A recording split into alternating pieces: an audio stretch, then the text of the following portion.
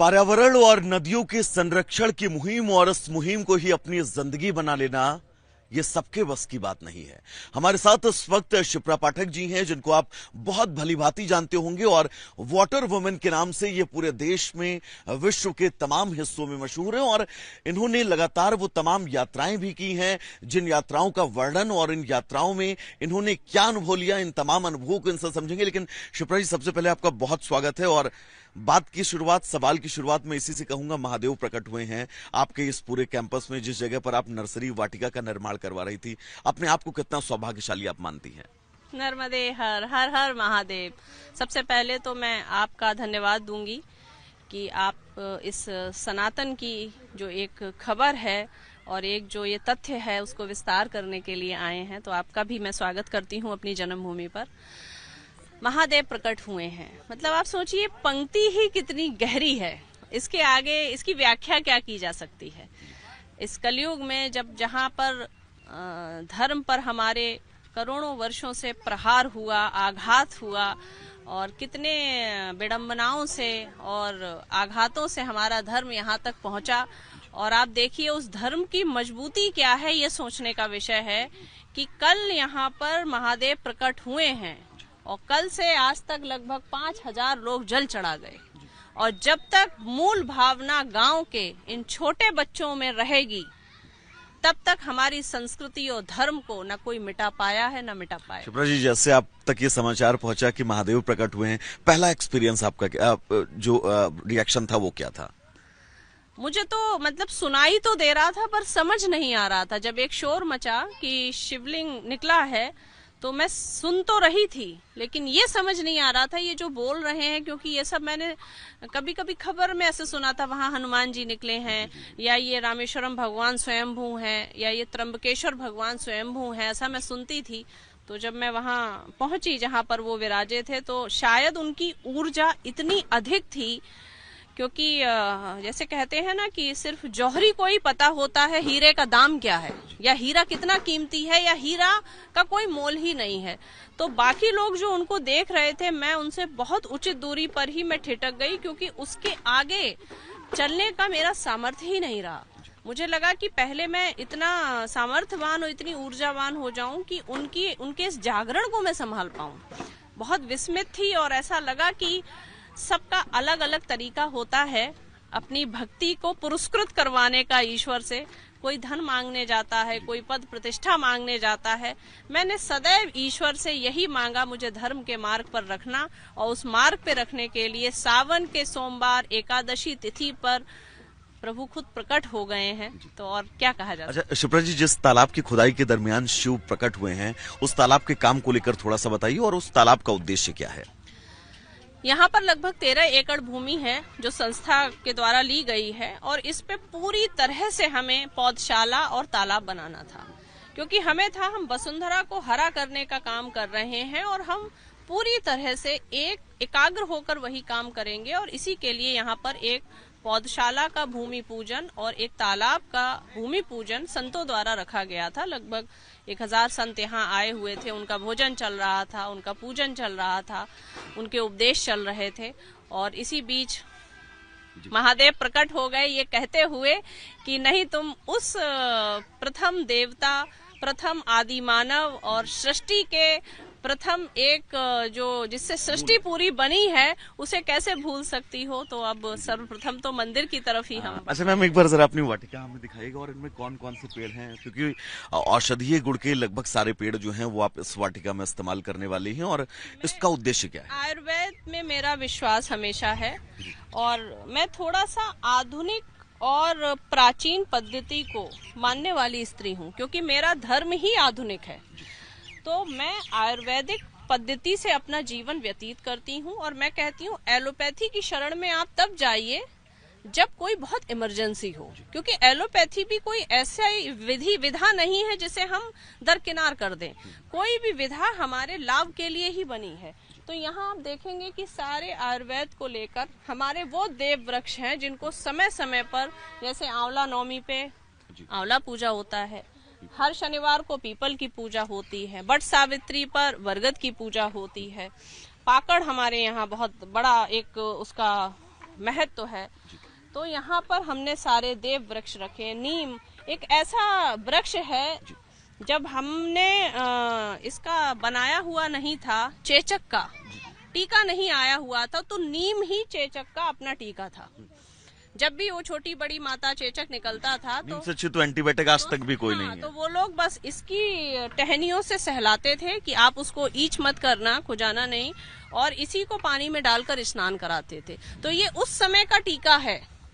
तो आप सोचिए कि अगर ये सारी विरासत हमने खत्म कर दी या इन छोटे बच्चों को ये नहीं दिया, तो केवल शिक्षा प्राप्त करके ये करेंगे क्या अगर ये स्वस्थ नहीं रहे तो? इनके स्वास्थ्य के लिए आवश्यक है वसुंधरा हरी रहे। नदियों के संरक्षण को लेकर, क्योंकि नदियों की इस वक्त जो स्थिति अपने देश में, भारत में है, वो वाकई दयनीय और शोचनीय है। इसको लेकर आपके जो प्रयास है उसके बारे में बताइए। लगभग 13,000 किलोमीटर की पदयात्राएं मैंने पूर्ण कर ली हैं। इसमें कैलाश मानसरोवर, नर्मदा, शिप्रा, सरयू, गोमती, और अभी मैं 2023 में अयोध्या से रामेश्वरम पैदल गई थी। और इसका प्रमुख उद्देश्य केवल पैदल चलना और अपने निज कल्याण के लिए साधना नहीं था।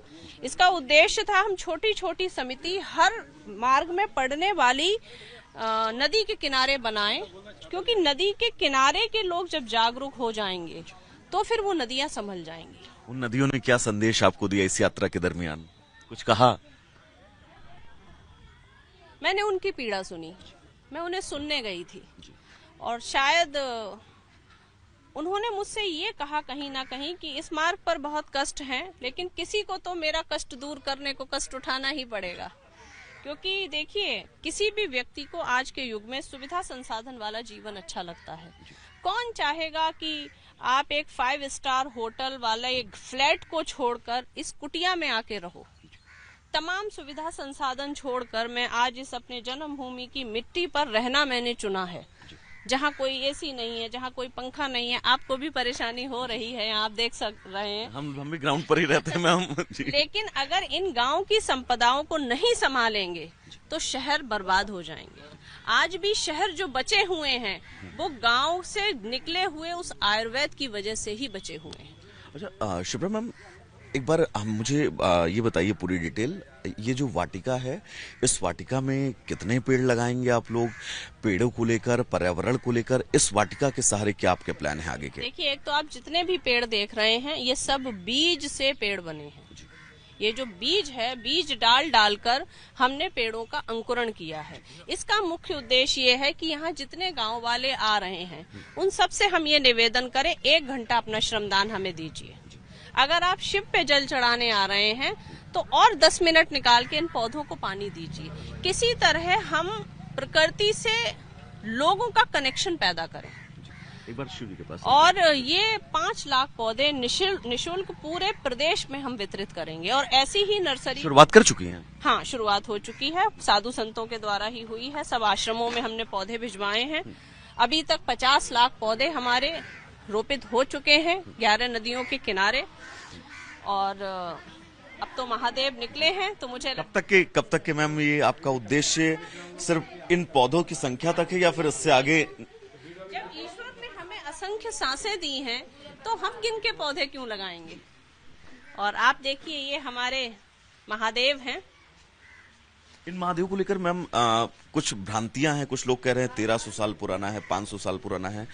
तमाम कल यहाँ पर साधु संत भी थे, उन्होंने क्या बताया इसको लेकर? ये उन साधु संतों से ही अलग अलग बातें निकली हैं, जिसमें से एक पूज्य संत का कहना ये था कि अगर आप देखेंगे तो सामान्यतः पंचमुखी होते हैं।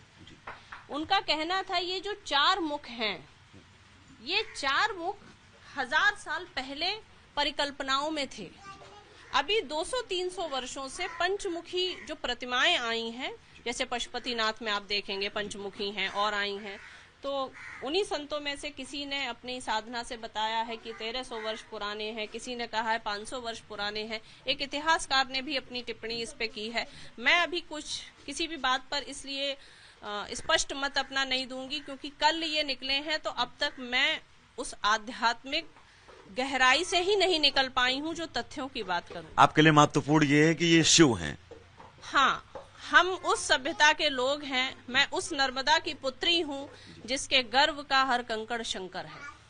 तो हमको तथ्यों की आवश्यकता नहीं है। वो निकले हैं, वो आए हैं, और इन सब की आस्था से, इन सब की पूजा से उनमें इतनी ऊर्जा आ जाएगी, और मैं चाहूंगी कि वो हमारे प्रदेश के बच्चों को अच्छा ज्ञान दें, गुरुकुल व्यवस्था दें, और इन्हीं में से कोई राम लक्ष्मण जैसे लोग निकलें, बने, कोई बुद्ध बने, कोई राम बने, और ऐसा नेतृत्व रहे, इनके सानिध्य में प्रजा में खूब समन्वय आए। क्योंकि आज के युग में हम बड़े सेल्फ सेंटर्ड हो गए हैं, अपने तक सीमित हो गए हैं, या जिस तरीके का आप देख रहे हैं प्रेम का भाव कहीं ना कहीं विलुप्त हो गया है। तो महादेव आए हैं तो ये धरा को अच्छा शिप्रा जी, मैं आखिरी सवाल आपसे पूछूंगा। महादेव के बगल में आप खड़ी हुई हैं, स्वयंभू शिवलिंग ये खुद आपके इस प्रांगण में प्रकट हुए हैं, अपने दर्शन इन्होंने दिए हैं। चुनौतियां बहुत आती होंगी आपके जीवन में, कोई ऐसी चुनौती जिस चुनौती को लेकर आप परेशान रहती हों? नहीं परेशान रहती हूँ, क्योंकि मेरी माँ ने मुझे कभी गुड्डे गुड़ियों की कहानी नहीं सुनाई। मेरी माँ ने मुझे, जब मैं 3 वर्ष की थी, तो सबसे पहली कहानी उन्होंने जो सुनाई वो भक्त प्रहलाद की सुनाई। उन्होंने कहा था, और ये मेरे मानस पटल पे आ गया था, कि नहीं, भगवान है और भक्ति की तीव्रता से प्रकट होते हैं। तो एक 3 वर्ष की बच्ची के दिमाग में ये निकल गया था कि थमले से भगवान प्रकट होते हैं। एक 3 वर्ष की बच्ची को मेरी माँ के पवित्र गर्भ से, उस संस्कारों से ये बीज पड़ गया था कि जब पिता की गोद भी ना मिले और पिता की गोद से भी उतार दिया गया प्रहलाद को, तो उन्होंने भगवान की पूजा की और आज वो ध्रुव तारा बने हुए हैं। तो ध्रुव, प्रहलाद, मीरा, सावित्री, अहिल्या भाई जैसी कथाओं को सुनकर मेरा लालन पालन पोषण हुआ। तो किसी चुनौती को मैंने चुनौती नहीं समझा, और जब जब कोई चुनौती आई भी तो मैंने उस कृष्ण को याद किया जिसकी पहली चुनौती थी कि जन्म ही कारावास में हुआ। राम को याद किया जिसकी पहली चुनौती थी कि बाप ने ही वनवास भेज दिया, पिता ने ही वनवास भेज दिया। ऐसे हमारे अवतार हुए हैं कि हमें उनकी पूजा नहीं करना चाहिए, उनसे सीखना चाहिए। कोई चुनौती चुनौतियों से तो हमारे शिव भी बहुत जूझ रहे हैं।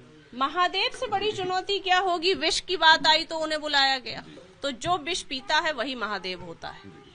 बहुत धन्यवाद मैम बातचीत के लिए। तो ये थी वाटर वुमेन शिप्रा पाठक, जिनका ये बिल्कुल साफ कहना था कि पर्यावरण को लेकर, नदियों के संरक्षण को लेकर उनका जो उद्देश्य है अब बहुत मजबूती से पूरा होगा, बहुत मजबूती से वो अपने उद्देश्य की तरफ आगे बढ़ेंगी, क्योंकि खुद साक्षात शिव उनके इस प्रांगण में प्रकट होकर उनको दर्शन दे रहे हैं, आशीर्वाद दे रहे हैं। विजय अभिषेक के साथ में वैभव मिश्रा, रिपब्लिक भारत, बदायूं।